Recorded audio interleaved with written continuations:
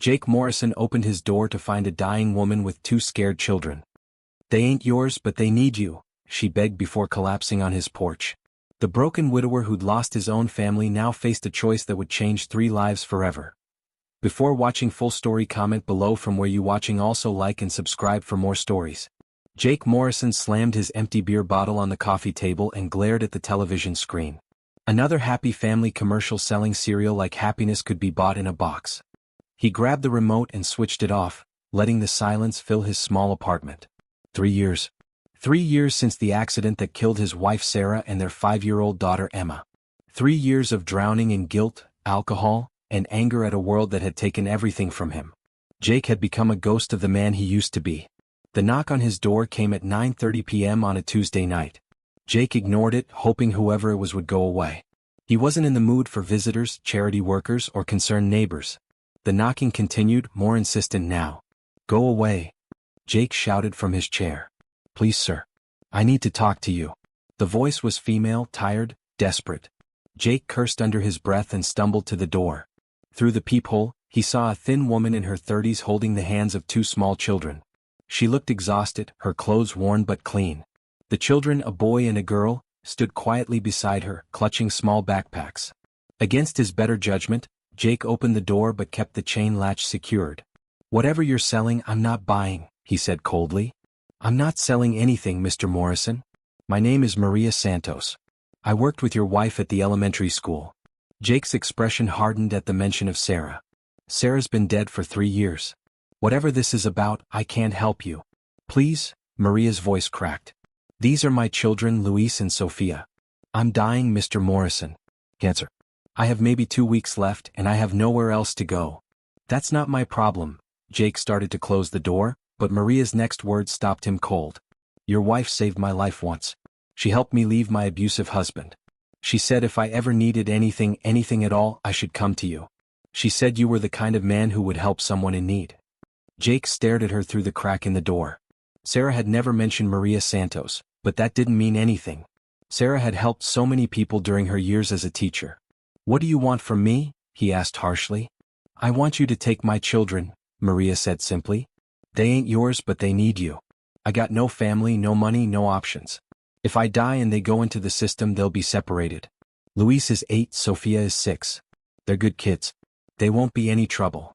Jake stared at her like she'd lost her mind. "Lady, you're crazy if you think I'm taking someone else's kids. I can barely take care of myself. Mr. Morrison, please." "No." Jake slammed the door shut and turned the deadbolt. He heard Maria's voice through the door, pleading, but he walked back to his chair and opened another beer. 30 minutes later, the knocking started again. This time it was softer, more hesitant. Jake looked through the peephole and saw only the 2 children. The boy, Luis, was knocking while his little sister Sophia stood behind him, tears streaming down her face. "Mister," Luis called out, his voice small but determined. "My mama collapsed. She's on your porch and she won't wake up." Jake's blood ran cold. He unlocked the door and found Maria unconscious on his doormat, her breathing shallow and labored. The children stood over her, terrified and confused. "Sophia, stay with your mama," Jake instructed as he knelt beside Maria. He checked her pulse, weak but steady. "Luis, I need you to be brave, okay? I'm going to call an ambulance." The paramedics arrived within 10 minutes. As they loaded Maria onto a stretcher, she grabbed Jake's hand with surprising strength. "The children," she whispered. "Don't let them take my children to the system. Please. Sarah said you were a good man underneath all that pain." Jake looked at Luis and Sophia, who were watching their mother being taken away with wide, frightened eyes. Every instinct told him to call child services and walk away. These weren't his kids, this wasn't his problem. But something in Sophia's tear-filled eyes reminded him of Emma. And Luis's brave attempt to protect his little sister reminded him of the man he used to be, the man Sarah had fallen in love with. I'll watch them until you get better," Jake found himself saying. Maria squeezed his hand. "Thank you. Their stuff is in the car. Blue Honda by the curb. Keys are in my purse." As the ambulance drove away, Jake stood on his porch with 2 children he didn't know, wondering what the hell he had just agreed to. "Are you going to take care of us now?" Sophia asked in a small voice. Jake looked down at her. She had dark curls and big brown eyes that were still wet with tears. Luis stood protectively beside her, trying to look brave despite being scared. I guess so, Jake said awkwardly. For now, anyway. He retrieved their belongings from Maria's car, 2 small suitcases, some toys and a folder of important papers. As he led them into his apartment, Jake realized he had no idea how to take care of children. He'd been a father once, but that felt like a lifetime ago. Are you hungry? He asked, standing in his small kitchen and looking at his empty refrigerator. Both children nodded. Jake had nothing kid-friendly, just leftover pizza, beer and some expired milk. He grabbed his wallet and keys. Come on. We're going to the store. At the grocery store, Jake felt completely lost. He wandered the aisles with Luis and Sophia trailing behind him, throwing random items into his cart: cereal, bread, lunch meat, milk, juice boxes. Sophia pointed to some cookies and Luis asked for apples. My mama says apples are healthy, Luis explained seriously. Back at the apartment, Jake made peanut butter and jelly sandwiches while the children sat quietly at his small dining table. They ate without complaining, though Jake noticed they kept glancing around nervously. Where are we going to sleep? Sophia asked. Jake realized he hadn't thought that far ahead. His apartment had 1 bedroom, which was currently a disaster zone of dirty clothes and empty bottles. You can sleep in my bed tonight, he said. I'll take the couch. He spent the next hour cleaning his bedroom, shoving clothes into the closet and clearing off the bed. The children watched silently as he worked, too polite or scared to say anything. That night, as Luis and Sophia settled into his bed, Sophia began to cry softly. I want my mama, she whispered. Jake stood in the doorway, completely out of his depth. Sarah would have known what to do. She would have held Sophia, told her a story, made everything better. Jake had no idea how to comfort a scared little girl. Your mama's going to be okay, he said awkwardly. The doctors are taking care of her. But even as he said it, Jake knew it probably wasn't true. Maria had looked like she was dying. The next morning, Jake called the hospital. Maria was in intensive care, unconscious. The doctors weren't optimistic. Are you family? The nurse asked. Watching her kids, Jake explained. I see. Well, if you're caring for her children, you should know that her condition is very serious. You might want to prepare them. Jake hung up the phone and looked at Luis and Sophia, who were eating cereal at his table and watching cartoons on his phone. How do you tell children their mother is dying? Over the next few days, Jake found himself falling into an awkward routine. He walked the children to the nearby elementary school each morning, picked them up in the afternoon, and tried to figure out how to feed them dinner that wasn't takeout pizza. Luis was quiet and serious, always watching out for his little sister. Sophia was more talkative, full of questions about everything. She asked Jake about his family, why he lived alone, why he looked so sad all the time. I had a little girl once, Jake found himself telling her one evening as he helped her with homework. Her name was Emma. She was about your age. Where is she now? Sophia asked innocently. Jake's chest tightened. She's in heaven with her mama. Sophia nodded solemnly. My mama might go to heaven too. She's been sick for a long time. The matter-of-fact way she said it broke Jake's heart. These children had already been through so much, and now they were facing losing their mother. On Friday evening, the hospital called. Maria had passed away peacefully in her sleep. Jake stared at the phone after hanging up, paralyzed by the weight of what this meant. Luis and Sophia were now orphans, and he was the only thing standing between them and the foster care system. Who was on the phone? Luis asked. At 8 years old, he was already too wise, too aware of adult problems. Jake knelt down to their level. Kids, I need to tell you something about your mama. When he finished explaining, Sophia crawled into his lap and cried against his chest. Luis tried to be strong, but tears rolled down his cheeks. Jake held them both, his own eyes wet, remembering the pain of losing someone you love.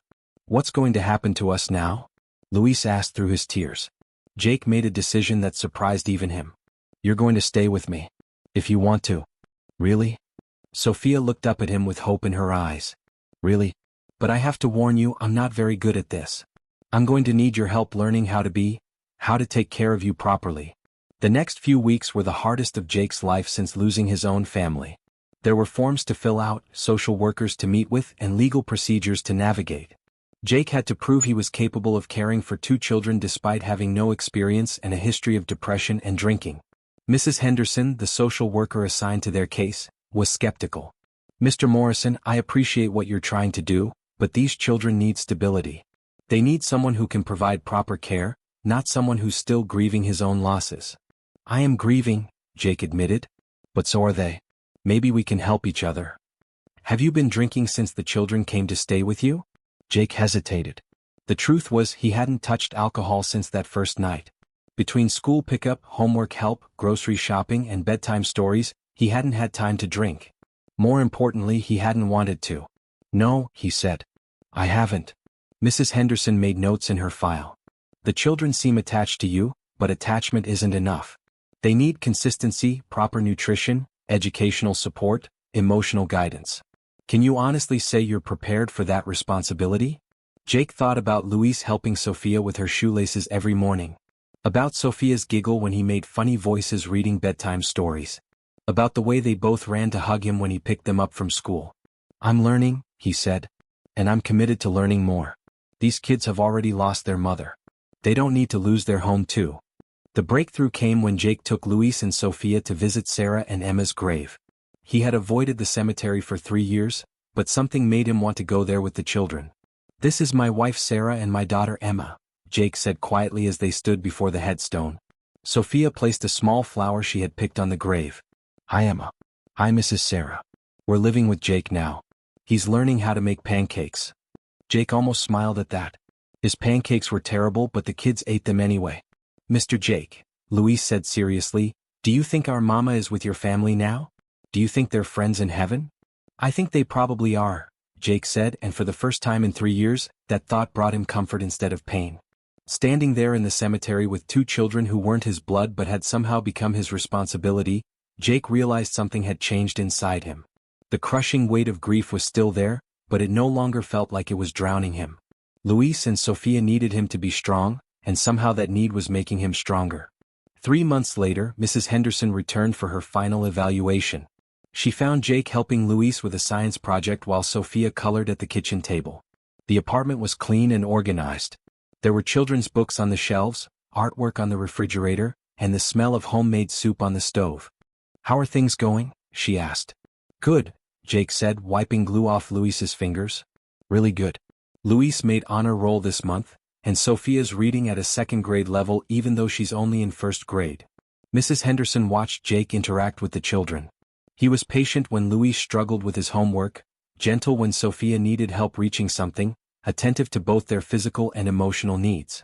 Mr. Morrison, when I first met you, I was concerned about your ability to care for these children. I'm happy to say that my concerns were unfounded. You've clearly bonded with Luis and Sophia, and they're thriving under your care. Jake felt a wave of relief. So they can stay? If you're willing to officially adopt them, yes. The state would be happy to approve the adoption. That evening, Jake sat down with Luis and Sophia at dinner. I have something important to ask you both, he said. How would you feel about me adopting you? That would make us a real family, legally and everything. Sophia clapped her hands excitedly. Does that mean you'd be our daddy? Jake's throat tightened. If you want me to be. Yes. Sophia launched herself into his arms.